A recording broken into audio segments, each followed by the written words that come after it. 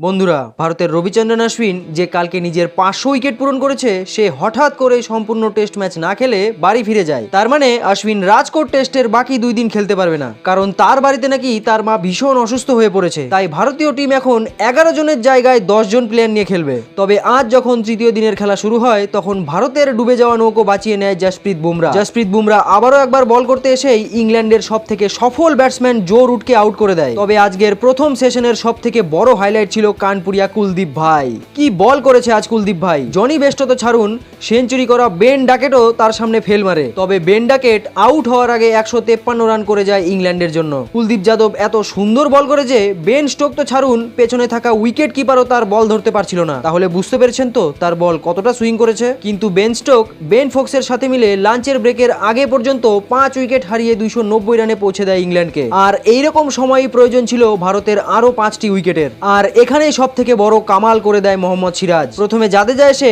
Ben স্টোককে out করে, তারপরে মোহাম্মদ সিরাজ এসে বাকি 4টি উইকেট ব্যাক টু ব্যাক খেয়ে নেয়। আজ 4 উইকেট নিয়ে এই ইনিংসের হাইয়েস্ট উইকেট টেকার হয় মোহাম্মদ সিরাজ, যার ফলে ইংল্যান্ড মাত্র 319 রানেই সেটা হয়ে যায়, যেটা জ্বালালে নাকি মশা চলে যায়, মানে অল আউট। তাই ভারত পেয়ে যায় 126 রানের লিড আর আরো একবার ব্যাটিং এর সুযোগ। কিন্তু ব্যাট ধরতে এসেই আগের ইনিংসের সেঞ্চুরি করা রোহিত শর্মা এই ইনিংসে খুব সস্তায় আউট হয়ে প্যাভিলিয়নে ফিরে যায়, যার ফলে চায়ের ব্রেক পর্যন্ত ভারত 1 উইকেট হারিয়ে 44 রান করে। চায়ের পরে এসএসপি জয়সওয়াল আর শুভমান গিল এত সুন্দর খেলে যে জয়সওয়াল তার সেঞ্চুরি পূরণ করে ফেলে। তবে চোটের কারণে জয়সওয়াল 104 রানের মাথায় রিটায়ার হয়ে যায়। তবে জয়সওয়াল যদি ইচ্ছে করে কাল সে আবার ব্যাটিং করতে পারবে। তারপর খুব সুন্দর খেলে শুভমান গিল নিজের হাফ সেঞ্চুরি পূরণ করে নট আউট রয়েছে। আজকে দিনের খেলা শেষ হতে হতে ভারত 322 রানের লিড নিয়ে নেয় ইংল্যান্ডের বিরুদ্ধে। তবে আপনাদের কি মনে হয় বন্ধুরা, ভারত কি কাল 500 রানের টার্গেট সেট করে দিতে পারবে ইংল্যান্ডকে? নিচে কমেন্ট করে অবশ্যই জানাবেন। ফিরছি পরের ভিডিওতে বন্ধুরা, ততক্ষণ পর্যন্ত সকলকে ধন্যবাদ।